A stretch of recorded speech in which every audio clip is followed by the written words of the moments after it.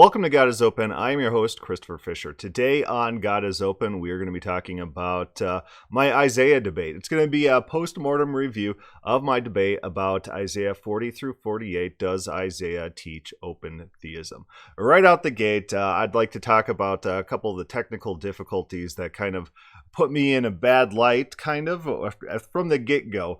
First of all, I was trying to find two different cameras so I could record the debate from my perspective, which would have been a great idea because their debate video audio is unsynced. It's basically trash, and I didn't like it at all. I wasn't able to find my second webcam, and so I had to settle with the one that was in front of me. It wasn't set up conducive to make me fill the screen, so to say. And it wasn't conducive, the software that they're using, to project something on my green screen behind me. And so probably software that I probably don't want to engage in again is what they're hosting there. But that just automatically puts me in a not so positive light because of just the framing, where I look small, I look like I'm always looking up, I look hunched over.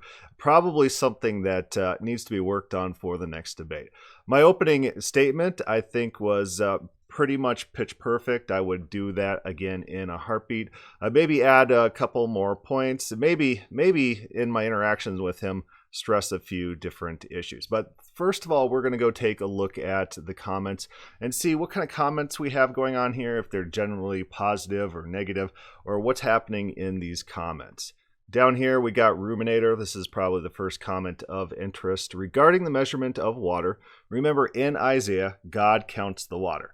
And the Calvinist says that God doesn't count to know. God has this ungenerated eternal knowledge from all eternity that doesn't come from sources outside himself. And that's one thing I kept stressing over and over, that his depiction of God's omniscience is not depicted whatsoever in Isaiah. In fact, the text is explicitly against that. God counts water to know the amount of water on earth. Ruminator writes, regarding the measurement of water on earth, the Old Testament people believed that the water came from the heavens onto the earth, so contrary to what the Calvinist thinks, they did not think that God made all the water at the beginning and it remained static. Regardless, the amount of water on the surface of the earth fluctuates, so it continuously needs to be measured. This is a correct statement. And this Amber person, maybe possibly a female, she responds, Ruminator, it doesn't matter what people believed at the time. What does God's revelation say? That God created it right. And that's the problem with open theism. It's not even Christian. Is this a response to his argument that he's making? That God does need to count the water on earth because the amount of water on earth fluctuates from time to time. It's not an eternally set amount of water. And so even if you had present omniscience of all things and past omniscience of all things, that doesn't give you an amount of water perpetually into the future. You're going to have to recount at some point. And that's what he's talking about here. That's his last statement there. And he appeals to the Old Testament people's belief in how God functions, which it's not a Calvinistic view. It's not a Calvinistic system. And so Amber responds with emotions. He's got 3 little thumb up votes. Mine might be one. I don't know. But it looks like he has generally good reception on this point. And look at this obfuscation. Tell me, did God foretell his incarnation, death, and resurrection? And did God bring it to pass?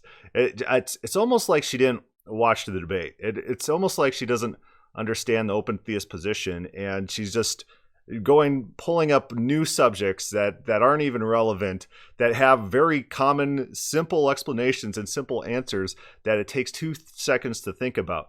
Yes, in Isaiah, the open theist position is God can do the things that God says he's going to do. This is literally Isaiah's point to the people. Isaiah is attempting to convince a wayward audience, a people who do not believe in God. He's trying to convince them that Yahweh is the true God.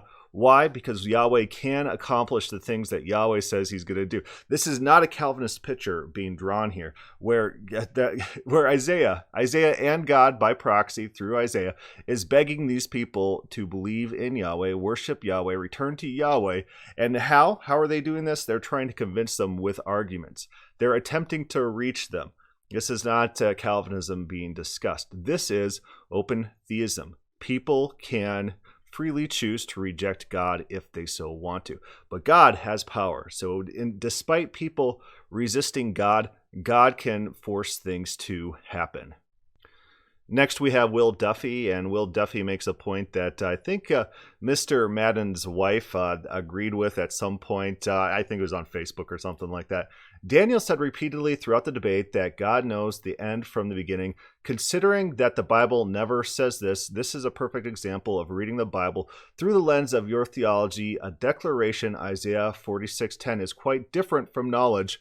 Words matter. That's one of his posts. Another post he has is, or does Isaiah 40 through 48 reveal God who created all things, decrees all things, and does whatever he pleases? This is a quote. Daniel, did you start out the debate with a giant straw man? Open theism holds to the fact that God created all things and does what he pleases. I'm not sure why you put this into the beginning of your opening statement as the antithesis of open theism when it's clearly not.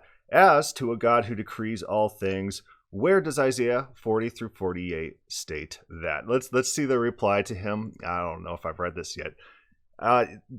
The seven says this. An open theist could hold that God is essentially material and therefore didn't create in the out of nothing way. Yeah, Calvinists could hold to that too. You know, I guess we could imagine beliefs that could be held by our opponents that I guess that works. I don't know what this comment was.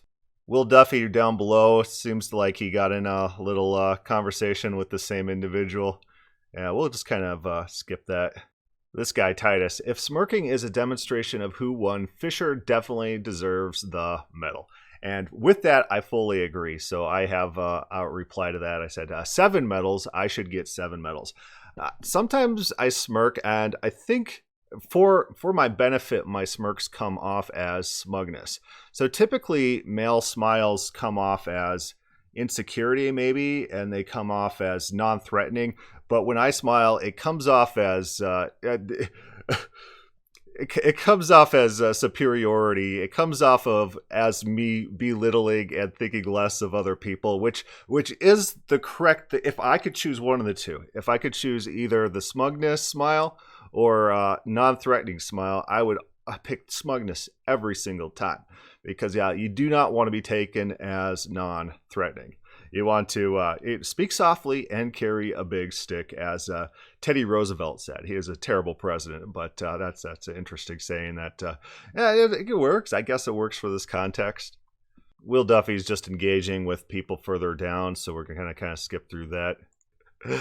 Amber Talon, same lady as above, she has this comment in reference to the Babylonian text, the text stating that the decrees are non-resistant, yet the God was, that's called a contradiction, and it's a sure sign that it's not inspired. No, it's not. It's called normal reading comprehension. You could understand the thrust of those texts. You could understand the hyperbole being used. You could understand the sentiment being communicated. You don't have to take everything woodenly literal. So, for example, in the Bible, throughout the Bible, it says man is omniscient. Man can do all things.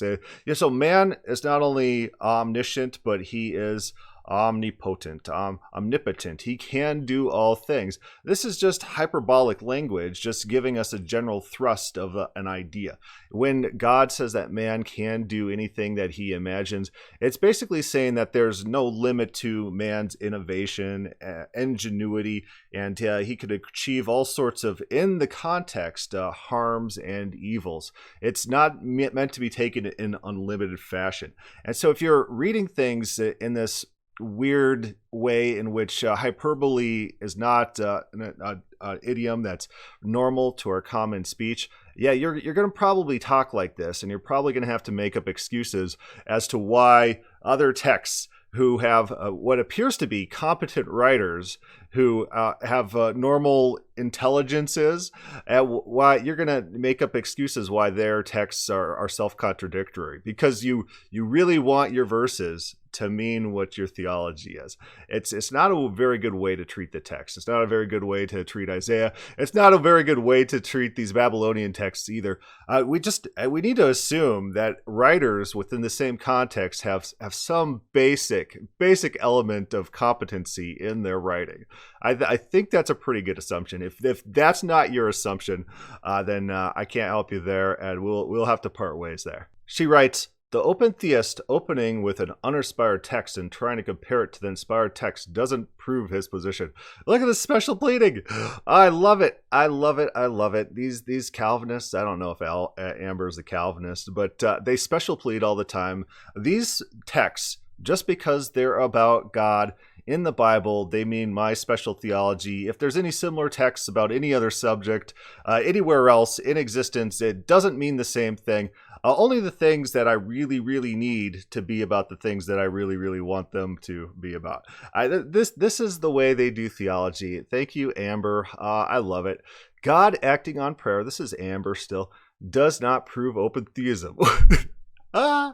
Oh, yes, it does. It proves that God acquired information from outside himself and based his decisions on outside input.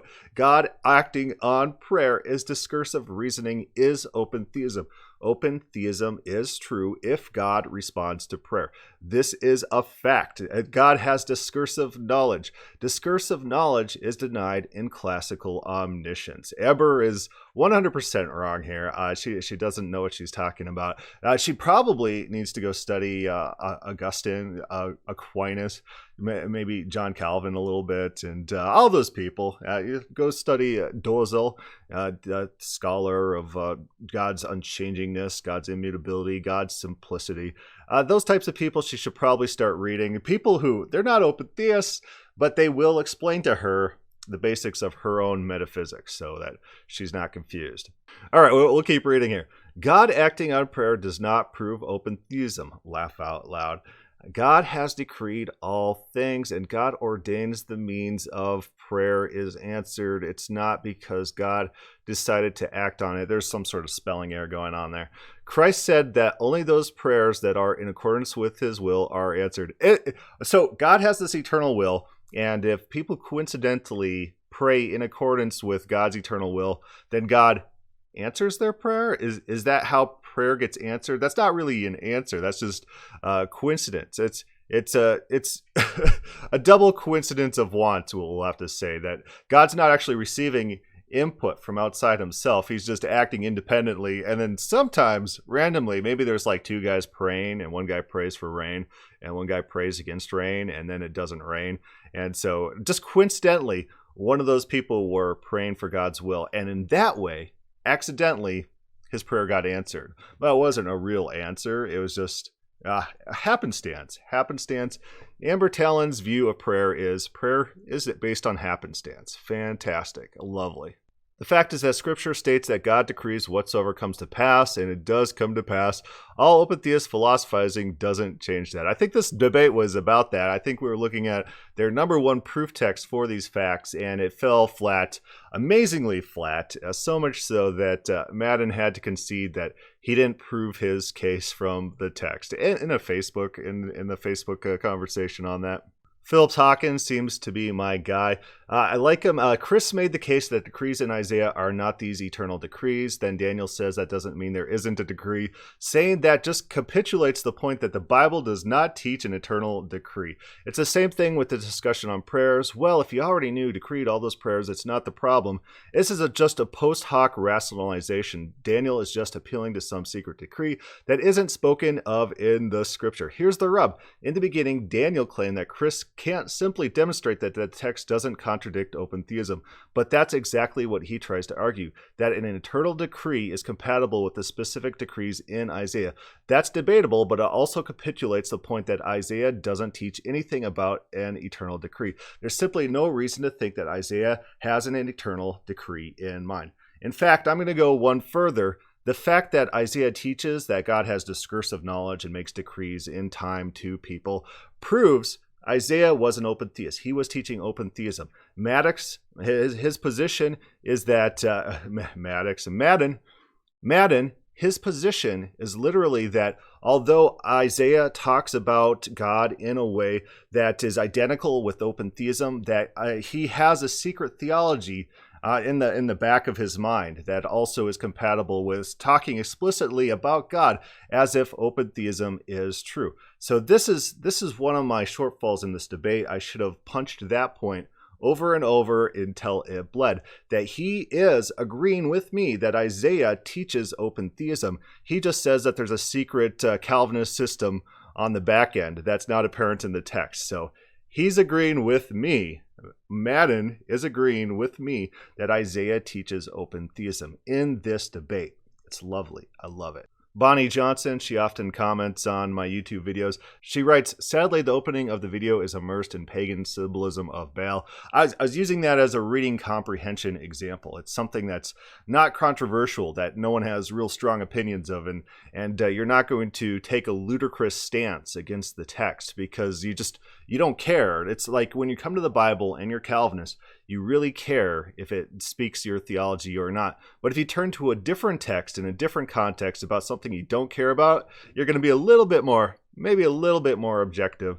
And I think that me starting with that in the questioning periods really shut down basically all of Mr. Madden's arguments. He wasn't able to argue that the text definitively meant his theology when I showed not only does similar language absolutely not mean that in the normal reading comprehension of those texts, but also within the text there's there's decrees to people in time in specific contexts. And then here's JR. I think he's our last comment, and he says, oh, wow, the new decrees would be new to the people being spoken to at the time, not new to God. And I responded to that. I said, you would say that. The text doesn't bear it out. God declares new things. God also declares things to people from the beginning. These declarations are time limited in the text. There's no hint of eternal secret decrees that underline this entire text. And he has some responses that it looks like I read them. He says, no point in debating you on this matter. Okay, fantastic. This is what these people do. They run away at the first hint of any resistance. I got 3 upvotes on mine. And so it seems to me from the responses here that I have more supporters than non-supporters in this debate. It doesn't look like there's any necessarily changed minds in this debate. There's only 500 views on this debate, but I think it went fairly well. So let's look at his opening statement. We will fast forward there and just kind of talk through that as he talks. All right. First of all, I also would like to thank everyone for being here, both the Davids and also Chris. It's a pleasure to engage this debate and just look into what exactly Isaiah was saying in these chapters, because I think that we're going to find it's going to be far different than what we just heard. All right, so let me begin by laying out what it is each of us needs to do tonight to win this debate. I'll start with the burden of proof. In this debate, Chris has taken the affirmative position, and as such, he's taken upon himself the burden of proof. That means that it is incumbent upon him to prove from the text of Isaiah chapters 40 to 48 that the author of those chapters was teaching open theism. So, yes, he's true in a sense, but also consider the fact that this is their go-to text for proving their theology, their metaphysics. And does he do that? I think this debate is a great example of how their own proof texts do not stand on their own when given basic scrutiny. And this is the position he retreats to, and he doesn't prove his theology from the text. I love it. Remember the topic of tonight's debate. Does Isaiah 40 to 48 teach open theism? That being the case, it's not enough for Chris to demonstrate that the text could allow for open theism. There's a big difference between a text allowing for a particular doctrine and actually teaching it. His burden tonight is to demonstrate that the writer of these chapters intended for his audience to understand God in open theistic terms. There is no question that these chapters tell us a lot about who God is. Okay, I like that. He sets up the conditions for the debate.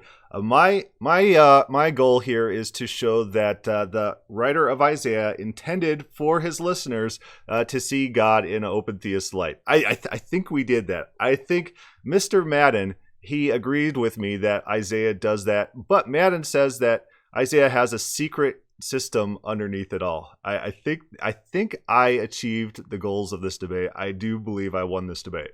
And how he acts in human history. The question is, do these teachings reveal a God that is open, that gains knowledge, and who is sometimes thwarted in his efforts? Or does it reveal a God who created all things, decrees all things, and does whatsoever he pleases? It will be my goal today to demonstrate from Isaiah the latter. In order for us to understand what is being communicated in the details of these chapters, it will be helpful to lay out a general summary of the text as well as some of the major themes contained within it. I'll start with the overarching theme. Overarching theme being that Israel can take comfort in God. Chapter 40 begins with the word comfort. And that's really the goal of these chapters. God was seeking to comfort the people of Israel. This comfort will be achieved by Israel recognizing who it is that they serve. Is the God who called them into existence truly able to deliver them from the power of his, or with the power of his outstretched arm, or will he be as the worthless idols that so many of the nations look to for help? So who's God delivering them from? In Calvinism, God delivers people from himself, right? So God eternally decrees all things. And so God declares that Babylon is going to take Israel into exile, and then he's going to save them from the thing that he forced them into, that he decreed meticulously. So how does deliverance work in a Calvinist model? You are delivering people from God. Whereas in open theism, God could use people like the Assyrians to generally, as a general tool to make his will, enact his will. But in the Assyrian example and in the Babylonian example, both those nations overstepped their bounds and had to be punished as a result. And so the deliverance is actually a real deliverance. It's not God trying to fight himself. It's God fighting individual free agents who overstep their bounds, who are not doing God's will. Supporting theme number 1, God's word is sure. A major theme of chapter 40 is the contrast between the sure nature of God's word and the temporary and frail existence of mankind and all that he does. This is critical to the comfort of Israel because it gives credence to the prophecies that are delivered throughout these chapters. For instance, starting at verse 3, chapter 40, we have the famous prophecy that foretells John the Baptist. Verses 3 through 5. A voice cries in the wilderness, prepare the way of the Lord, make straight in the desert a highway for our God. And we all know this particular prophecy. It's referred to by all 4 Gospels, and all of them say that John the Baptist was a fulfillment of this prophecy. So how could it be that the Lord has inspired these words some 700 years before the birth of John if he did not know what would happen in the future? So let's take that real quick. So if it's an actual prophecy, and the New Testament likes to use a prophecy in a parallel way. So when Matthew says something's fulfilled, basically he's saying that there's an Old Testament event that kind of mirrors the New Testament event. It's not a prophecy that's going on here. It's not a fulfillment of prophecy. It's just cyclical, right? It's the same events happening over in a identifiable pattern. It's an Old Testament event that points to the truth of a New Testament event. But pretend it was prophecy. We will operate on his premise. God can do things. This is what we have to devolve into when we're debating with Calvinists. Calvinists think that down here in the comments, we didn't read it, but the guy here says to Will Duffy, here we go. Down here, this is Troy Smalley speaking. With respect to Isaiah 46, 10 through 11, God, knowing that he will summon a man to do his will, not only shows God knows his future choice, but man's future choice. Or at least there's a man who will have such a choice in the future. Will Duffy, he responds, it means that God knows what he will do in the future. It does not mean he knows which fish in the bottom of the ocean will be where at a certain date and time in the future. And this Thursday 3:7, the servant, I'm going to go with the servant. How could God know what he's going to do? He may know what he will probably do, but not what he will actually do. If he foreknows his future decisions, then he can know the amount of fish in the bottom of the ocean. Will Duffy, I don't follow your logic. How does foreknowing his decisions mean he can know how many fish will be at the bottom of the ocean? The servant. My point merely states that if God could know beforehand future free choices of human beings, then he could know the future amount of fish in the ocean. Why could he know one but not the other? Are fish populations less predictable than human actions? And then Will Duffy goes to mechanism. And so this is their literal argument that if God doesn't know, if God knows one thing about the future, then he must know everything. It's the fallacy of composition. They can't imagine a world in which someone knows future free actions of individuals. And we'll see how true that is. We'll see how true that is come this next election, because I got all my money on a certain candidate, and I think I'm going to come out doubling my money by predicting en masse future free actions of human beings. And it's not hard to do that. It's not hard to find one person to do God's will, except for sometimes, I think it's in Isaiah, God does search for someone and is not able to find someone. God searches and does not find in some context. This is something that the Calvinist position has to wrestle with. But God generally could search over and say, hey, there's this Judas guy. He seems to be a crafty, wily guy. He might fit my purposes, so I'll pull him into my inner circle and use him as a tool to enact my will. That people can be predictable. And if those people change, God celebrates over the lost sheep. He doesn't throw his hands up in frustration. Oh, all his plans are dashed against the rocks. Remember John the Baptist, that God's innovation outmatches your own. So when you think that God can't accomplish the things that he says he's going to do, God has ways. He could raise new children of Abraham from the rocks if every single child of Abraham is destroyed. God is smarter than you. So you claiming God can't do something isn't it's not going to be an effective argument against open theists, because we believe that God is capable of doing some things. Unlike the Calvinists, open theists believe that God is capable of doing some things. Calvinists do not believe that. Either God controls everything or God is weak, powerless, and he can't do anything. God can't make a rooster crow 3 times if God doesn't control everything. This is Calvinist logic that we're dealing with here. Isaiah answers this question. In verse 7 and 8, after telling us that all flesh is as the grass of the field, it says the grass withers and the flower fades, but the word of our God will stand forever. Israel can rest assured that the Lord will care for them because his word is forever. Supporting theme number 2, God is creator. So eternal is often used of all sorts of beings. There's eternal angels in the Bible. There's eternal life that we're given. There's eternal kingdoms. And typically eternality is given conditionality. We have eternal life as long as we're following God. If we turn away, we get destroyed. The eternal kingdom is eternally David's, eternally Saul's, as long as they don't fall away. The kingdom can be taken. Although if they stay true, the kingdom would be eternally there. So look at the language and how it's used. Is it being used hyperbolically? Is the eternal language conditional? These are things that we have to consider. We can't just look at a text and just read our own mechanism, read our own reading into it without considering other views. God's word is eternal. So what does God's word is eternal mean? When God in the immediate context is promising to save Israel out of captivity, that seems to be the immediate context, that God will do those things that he said he's going to do. The Assyrian captivity, did that quite work out? That's another question. God promised to lead the Jews out of Assyrian captivity. Did that, or will that, could that ever be accomplished? Maybe not, maybe not. So sometimes God, just like in Nineveh, God says something's going to happen. God says he's going to do something, and that thing does not materialize. They're going to have to wrestle with those facts. They're going to have to square those with their belief that God's word doesn't fail. And of course, they have mitigation mechanisms that I'm not going to accept them. I don't think that they're very good handling of the text. It seems to be more the point in Isaiah that God's dedication is to Israel in this specific context, and it's something that God is going to make happen despite people attempting to thwart him. Remember, the people in the text are a wayward people that God is trying to call back to him.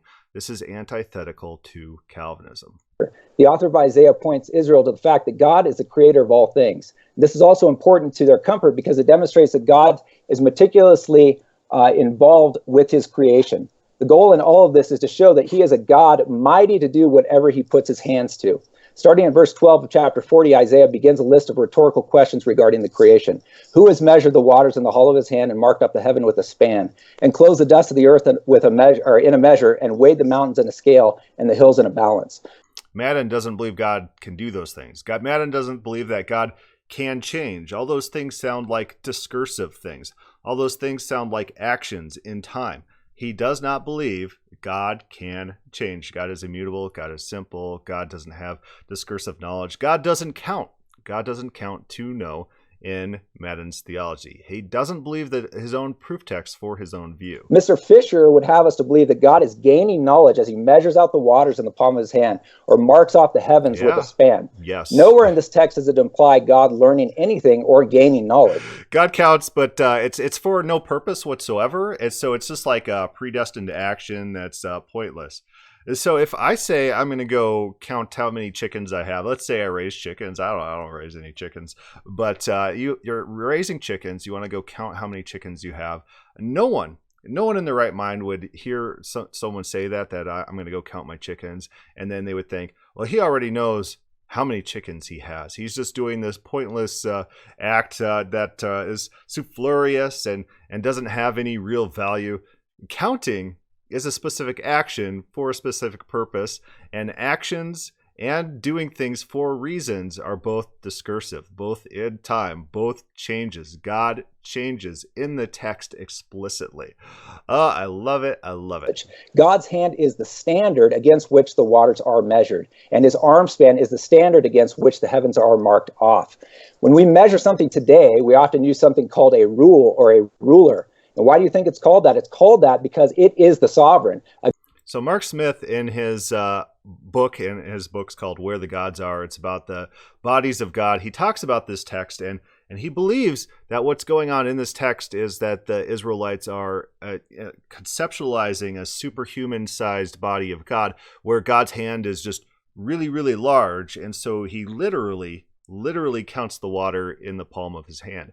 Madden, he's bringing a new perspective to this verse, and it's his own perspective, and he doesn't prove it from the text against probably more common sense alternatives, such as figurative counting. It doesn't necessarily mean that it's using a physical hand, but there's a counting mechanism happening in the text, or the literalist mechanism in which God has an actual hand, as Mark Smith writes in his book, Where the Gods Are. But Madden has his own thing where it's like a rule or something, or a standard. You're gonna have to explain what that's communicating to the audience explicitly. Against which we compare other things. It's the same situation here in chapter 40. God is a standard, and his creation is calibrated to him, not the other way around.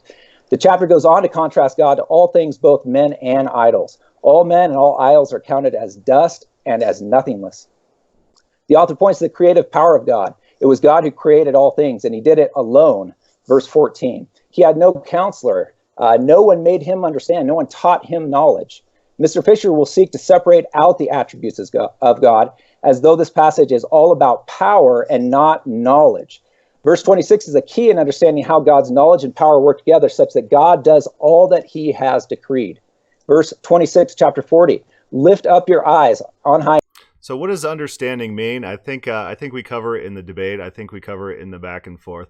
I don't think it's about knowledge. I think it's about processing ability, that God can do things. God can understand things. God doesn't need people to lead him around. Like a lot of kings, they're going to have advisors, and the advisors are going to, I always think about Lord of the Rings. I personally don't think the movies were very good. I had read the books previously, and the movies just really didn't live up to it. But that's neither here nor there. I'll probably get all sorts of hate for that. But there's a scene in that where there's this advisor, and he's like this little old guy, and he's leading the king around and telling the king what to do.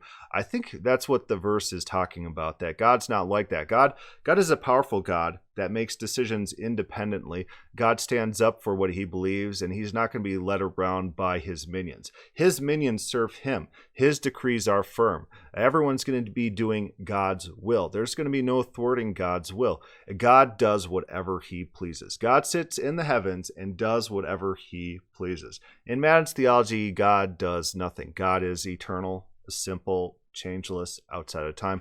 God doesn't do things. This is their theology. It's not biblical theology. It's not biblical theology. Anytime he talks about God in a discursive manner, he is undermining his own conception about God. God does things discursively. God figures out things discursively. God engages in conversations with individuals in these very passages. And see who created these. He who brings out their host by number, calling them all by name, by the greatness of his might, and because he is strong in power, not one is missing. He does not create them and then respond to their existence by naming them. No, he determined their name and their number before they were created, and then brings them all out, calling them by the name he gave them, and not one is missing. His power enables him to that might be reading into that verse a little much. Carry out all that he purposes. This is knowledge and power working together to accomplish this. Supporting theme number 3, God is in charge of human history.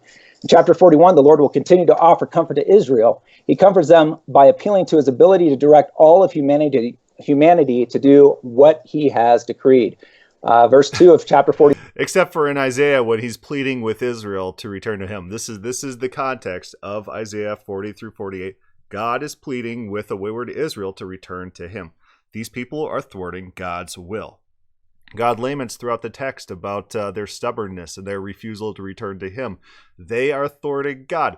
I love it. I love it. Isaiah is definitely an open theist. I think the context is fairly striking to anyone who wants to think about the text for 2 seconds as compared to the classical models of God. Remember, these individuals compartmentalize their beliefs when they're reading their text. If they want a text about immutability, they'll turn to something like Malachi 3 and read their immutability in there and just not understand their other attributes are still at play, where they think God is timeless and simple and doesn't change and is impassible. And the whole context contradicts that. So in Isaiah, they want something where God's decreeing all things, but God's talking to people in time. God's lamenting that people are resisting him. God is filled with rage and emotions. God is extremely passible in that context. And the whole context screams against their holistic picture of who God is. They compartmentalize their theology when coming to their proof text. They really want single-use proof text. This one proof text proves this one aspect of my theology, and then we'll turn to a different proof text for a different aspect of my theology. It seems to me that open theism is the only view that takes a holistic view of God in any context, that treats him as a person, as an individual with individual thoughts, desires, passions.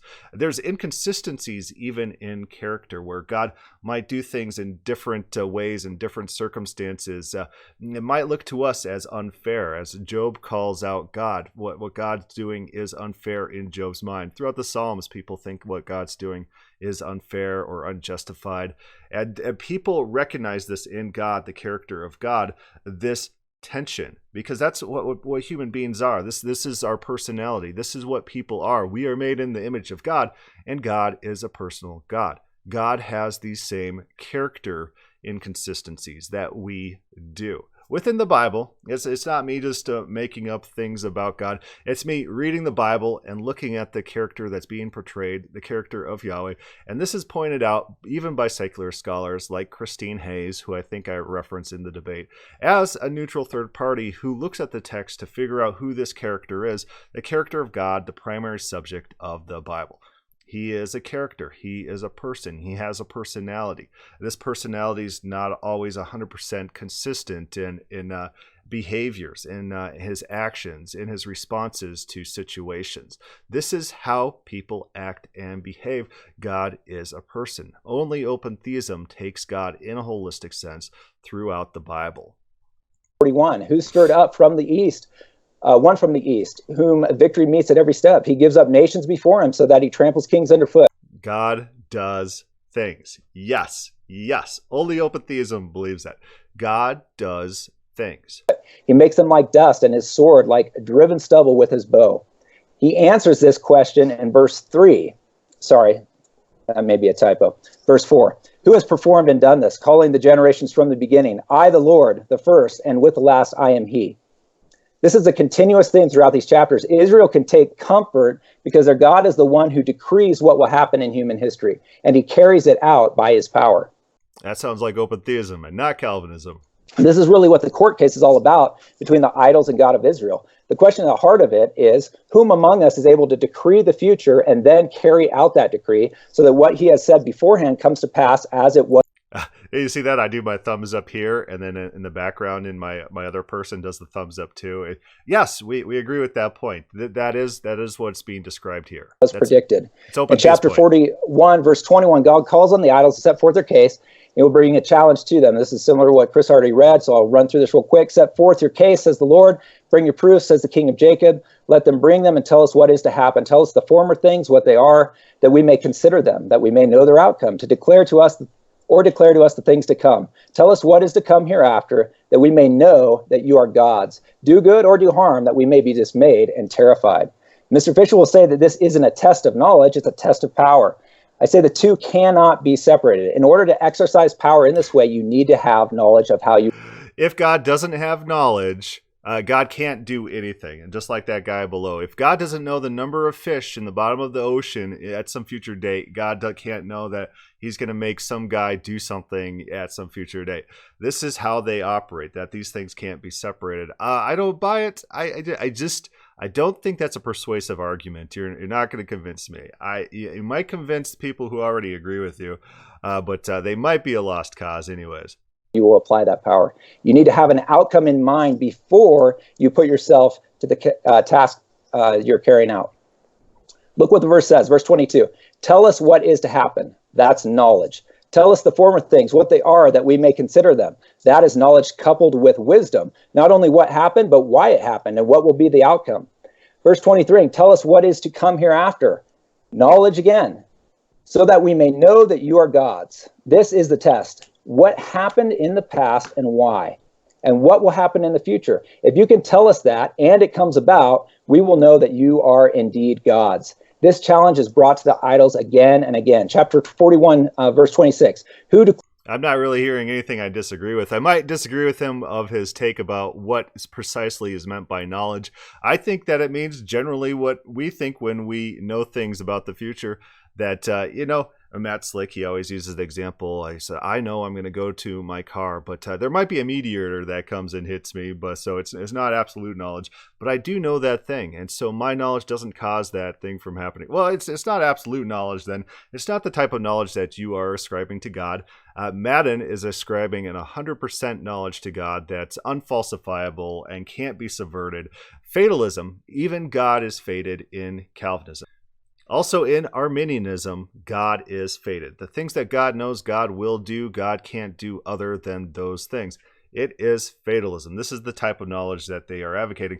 Open theists, we advocate normal knowledge that normal people use when they use the word knowledge. That's the type of knowledge that we affirm. Declared it from the beginning that we might know, and beforehand that we might say he is right. Chapter 43, verse 9, who among them can declare this and show us the former things? 44:7, let them declare what is to come. 48:14, who among them has declared these things? It is all about knowledge. This would all be a pointless court case unless the Lord could indeed do these things. Unless he did know the future, not passively as though he is peering into the future, but actively because he is decreeing the future and causing it to come about exactly as he has decreed. Verse 4, chapter 41. Who has performed and done this, calling the generations from the beginning? I, the Lord, the first, and with the last, I am he. I was the first to say to Zion, behold, here they are, and I give to Jerusalem a herald of good news. Behold, the former things have come to pass. This is 42, verse 9. Have come to pass, and new things I now declare.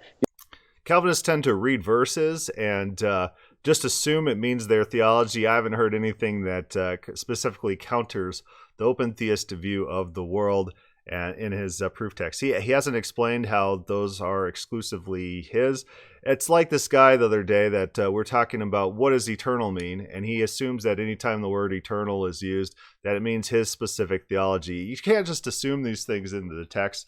You got to look at alternative readings of those texts to see which one is most likely. And if you're not doing that basic work, then you're just operating based off of assumptions, and it's not serious theology that we're encountering. Before they spring forth, I tell you of them.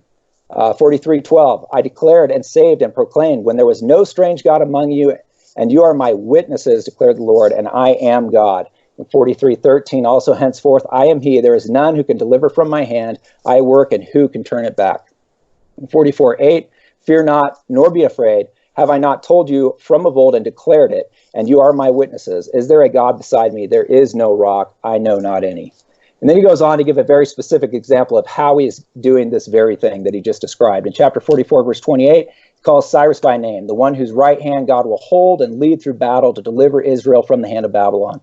And not only that he will deliver them, but specifically the purpose of their deliverance will be that they will rebuild Jerusalem and lay the foundation of the temple, something that we all know happened in history.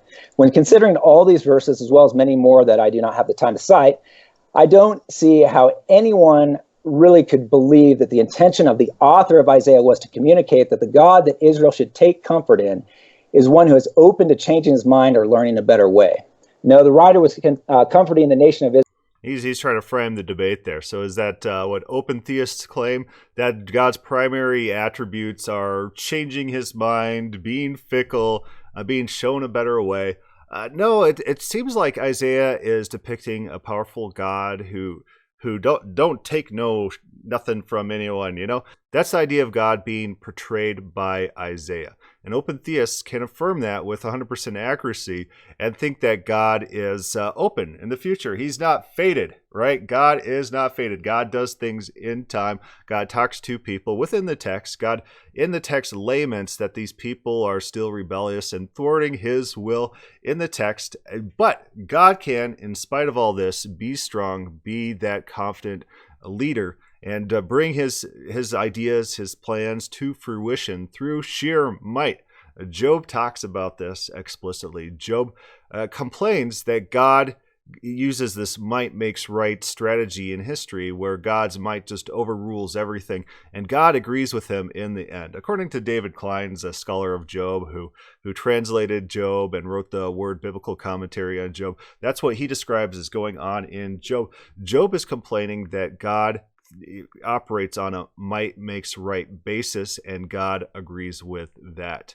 A very open theistic concept. It's not a Calvinist concept where God meticulously controls all things from all eternity to his greatest good, never can be thwarted, never can interact with history, never can think in discursive thoughts.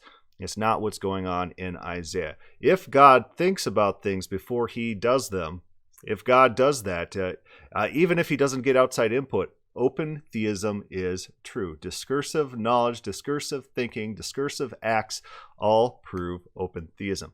Isaiah was an open theist. There's no doubt about it. No doubt about it. Your proof texts are just proving open theism. Israel, with the fact that their God is the God who rules over all of human history, from creation through to the coming of the Messiah prophesied in chapter 42.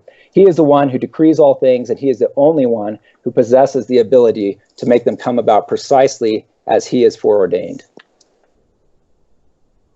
And so that's that open seeing statement. I think it'd behoove us to go back and listen to my opening statement as well, because my memories of it are very fond. I think I did a good job. I just think that the video, the technical framing of my side of the debate probably wasn't in the best light. If I were to do it all over again, I'd make sure that my technical setup, my camera angles, all those things were immaculate, and I'd probably insist on a better platform that didn't have all this lag and technical problems that we experienced here. So let's go back to my opening statement and then see what I say. I don't know. That sounds like fun, right? More tonight than just, is open theism true, which is kind of like, it was a very general topic, but these guys really wanted to narrow it down right to Isaiah 40 through 48. So we've got, does that teach open theism? I was happy to give the guys more leeway, but this. Yeah, I love that. I love the debate topic. I would do it again in a heartbeat if anyone wants to debate me about Isaiah 40 through 48. I think we got this. If we steal this proof text of theirs from them and turn it into an open theist proof text, these guys are dead in the water. And we should do this with every single one of their proof texts. Talk about how their proof texts fundamentally undermine the picture of God that they actually believe. Remember, they compartmentalize all their proof texts. Their proof texts are single use only to prove one aspect of their theology. When it's looked at holistically, it counters the ideas that they have about God. So any one of their proof texts can be done in the same way. We can look at their proof text and use their proof text against them. I love Isaiah 40 through 48. We need to define our terms. William Shedd, famous Calvinist systematic theologian, describes omniscience in this way. The divine knowledge is intuitive as opposed to demonstrative or discursive, is not attained by comparing one thing with another or deducing one truth from another. It is a direct vision, simultaneous as opposed to successive. It is not received gradually into the mind and by parts. The perception is total and instantaneous, complete and certain, as opposed to incomplete and uncertain. The divine knowledge excludes knowledge by senses, gradual acquisition of knowledge, forgetting of knowledge, and recollection of knowledge. This is from his Dogmatic Theology. It's a Calvinist textbook. Contrary to this, Open theism is the view that God can obtain knowledge discursively, gradually, or from outside himself. If I show one instance of God acquiring knowledge, open theism is true. Examples of this would be God acquiring knowledge from sight, God deliberating and then coming to a conclusion, God declaring things in the past, God making new decisions, God testing to know, God counting, God having new experiences. And did we show any of those things in the debate? And did Madden successfully contradict that and show that that's not what Isaiah is teaching? Or did he affirm that is precisely what Isaiah is teaching, but he just had a secret system underneath it all? I love it. I love it all. Is God responding to man?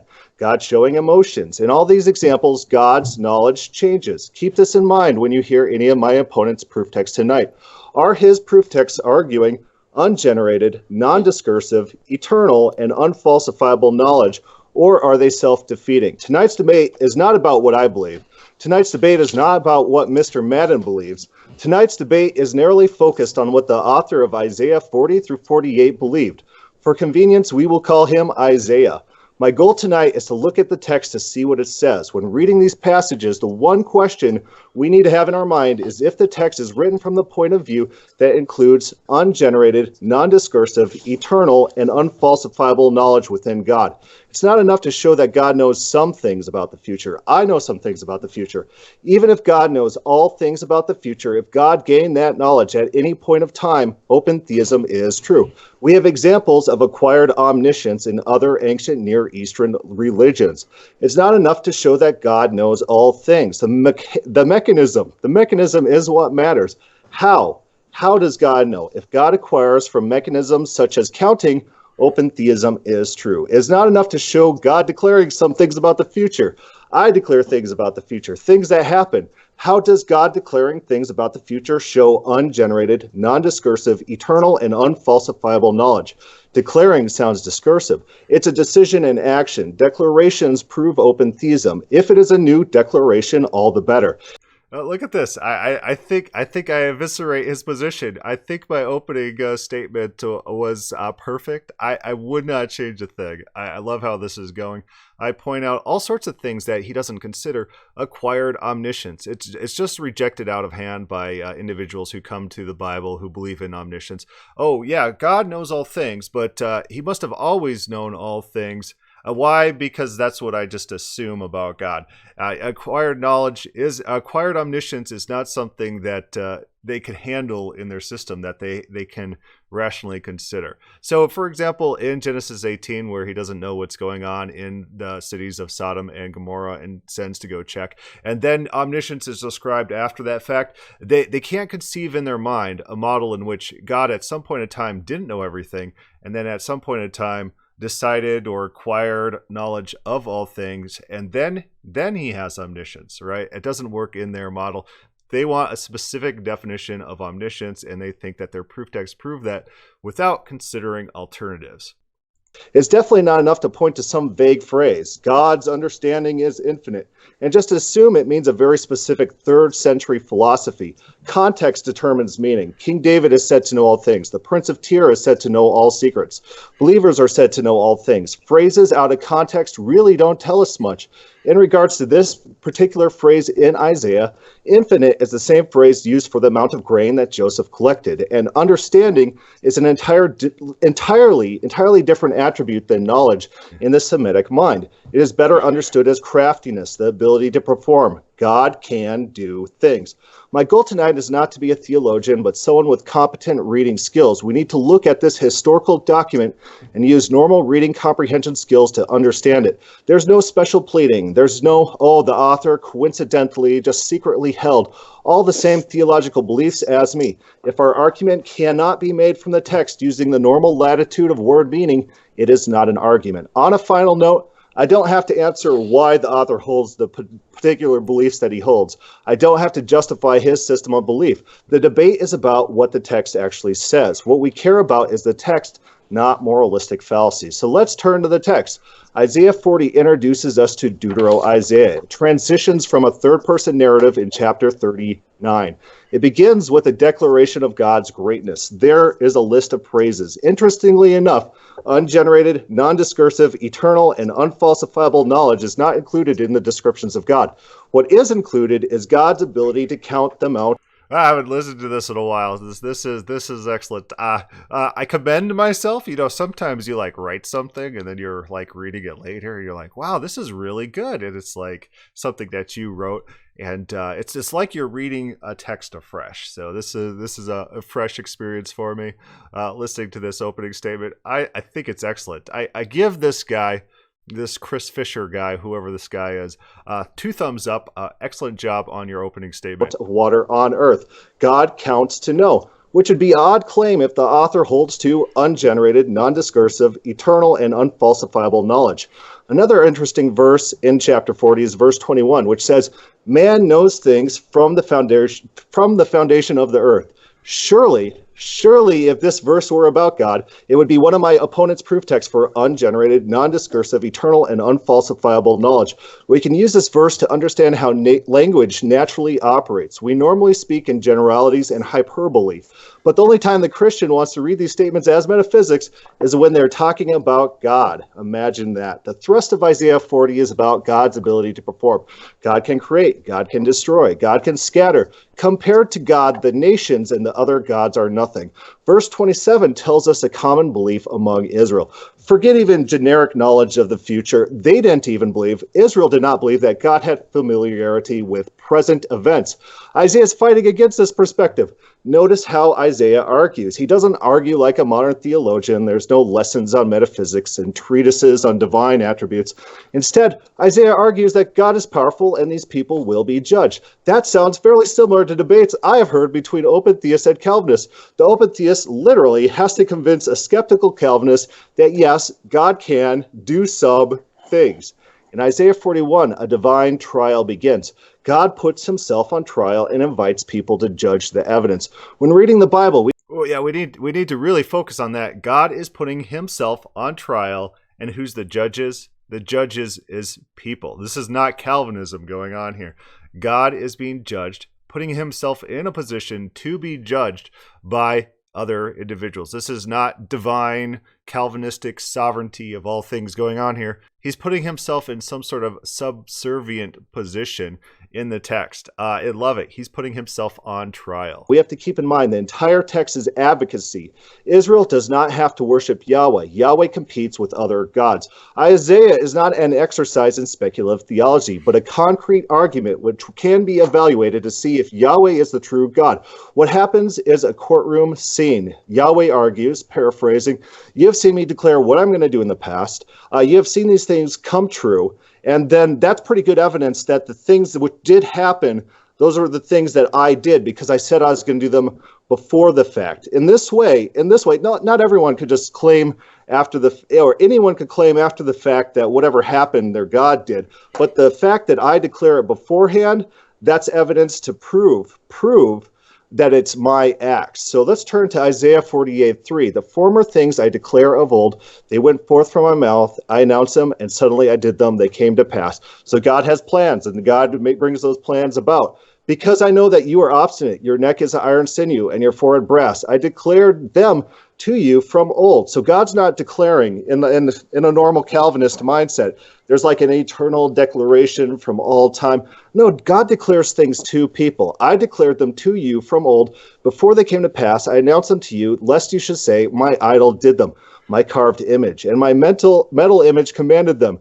You have heard, now see this, and will you not declare it? From this time forth, I announce to you new things, hidden things that you have not known." So he's declaring new things. We could see in the history of Israel how God's declarations work, who he's declaring to, at what point in time, what's the process. We have technical examples in the context. They are created now, not long ago. This is not an eternal decree. "Before today you have never heard them, lest you should say, behold, I knew them." Notice a few things about the text. God declares the end from the beginning. The end are the results that he's declaring. The beginning is when he decides to do these things. God decides to do things, he tells people about them, and then he does them. He tells them for the purpose of convincing them that God is the one doing these things. God is not doing some eternal decree. He is declaring new things to people in real time. He is not declaring everything to ever happen, but specific power acts. And we see a good example of the scope of the power act. This declaration is about God's goals. And even in achieving these goals, there is a wide latitude of options that's available to God in achieving his goals. All of this is antithetical to ungenerated, non-discursive, eternal, and unfalsifiable knowledge. Notice that God is making real-time decisions and acting as things change. This is discursive knowledge. Notice the declarations that God makes. He makes as he decides to do new things. He tells Israel from the beginning. Israel knows from the beginning. Notice God is eager to separate himself from the false idols. These idols in Isaiah cannot see. In classical omniscience, God cannot see. God, remember, go back to our definition from our Calvinist systematic theologian. God cannot see. Watch tonight the proof text used by my opponent. Do they actually teach ungenerated, non-discursive, eternal, and unfalsifiable knowledge, or do they teach the opposite? Remember, open theism is true if God acquires knowledge from sight, Isaiah 44:9. God deliberates and then comes to a conclusion, Isaiah 41:26. God declares things in the past, Isaiah 41:26. God makes new decisions, Isaiah 42:9. God tests to know, Isaiah 48:10. God counts, Isaiah 40:12. God has new experience, Isaiah 42:10. God responds to man's actions, Isaiah 44:25. God responds to man's prayers. Calvinists always say, oh, prayer doesn't change God, prayer changes us. God responds to man's prayer, 41:17. God shows emotions, Isaiah 43:24. God's actions fail to achieve their intended results, Isaiah 41:26. There are no proof texts arguing ungenerated, non-discursive, eternal, and unfalsifiable knowledge in Isaiah or the rest of the Bible. In fact, the way the author writes about God precludes this idea. Isaiah is an open theist. Thank you. All right, I love it. I was smiling through the whole thing. I'm in love. There's a big heart going on here. Genius acts, Mr. Fisher there. I don't know, but I wish my delivery was a little bit smoother. I wish I probably would have taken, I don't know, like some Sudafed or something, so that my nose would be less stuffy and I could probably get my words out in a more fluid manner. So I wish the presentation was a tad better, but otherwise, my one mistake in that was one of my proof texts were incorrect. I cited the wrong verse, but that could be updated if I release the transcript of my opening statement. But otherwise, 5 out of 5 stars, 5 out of 4 stars, so it's like over 100%. That's what I'm going to rate myself. Mr. Madden, I feel like his opening statement was putting himself in a defensive position. I don't feel like it was offensive, where he's trying to prove actual concepts from the text against open theism. It felt more like apologizing for the text, saying, here's what the text says, and here's my reading of this text, and my reading of the text is my theology. That's what it felt like to me. Maybe I'm a little bit biased here. Maybe some of my own opening statement is doing that, but I'll have to have third parties tell me where I am blinded in my own intro. But I think I did pretty good. I think the key fact to take away here is that ungenerated, non-discursive, eternal knowledge that's ungenerated and identical with God's essence from time eternal.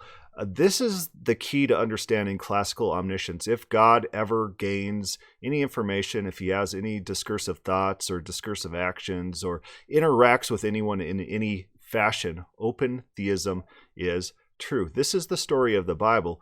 Open theism is true. I think that debate's over. I think the real debate is over the nature and character of God's open theist omniscience. I think that's the real debate, not whether or not this classical notion of omniscience is taught in the Bible. I think that is dead. All right, we're gonna kind of stop there for tonight. Maybe we'll go through the back and forth a little bit later. but that there could have been improvements in that area as well. I didn't know that we were going to be that limited for time, and we see that play out in this debate where I'm taken aback by how shortly they want to cut the debate. So maybe we want to look into doing debates that are more like 2 hours long rather than hour and 20 minutes. It's probably supposed to be an hour debate, and I kind of probably postponed it an extra 20 minutes accidentally for not following along and understanding that they're trying to cut me off so soon. And I probably should have stressed that his theology is basically Isaiah teaches open theism, but Isaiah has a secret Calvinist system underneath. That was his argument. So I think I won the debate. I think he admitted that Isaiah 40 through 48 teaches open theism. Anyways, thanks for listening. Comments and questions, put that below, or start a thread on the God is Open Facebook page. Again, thank you for listening.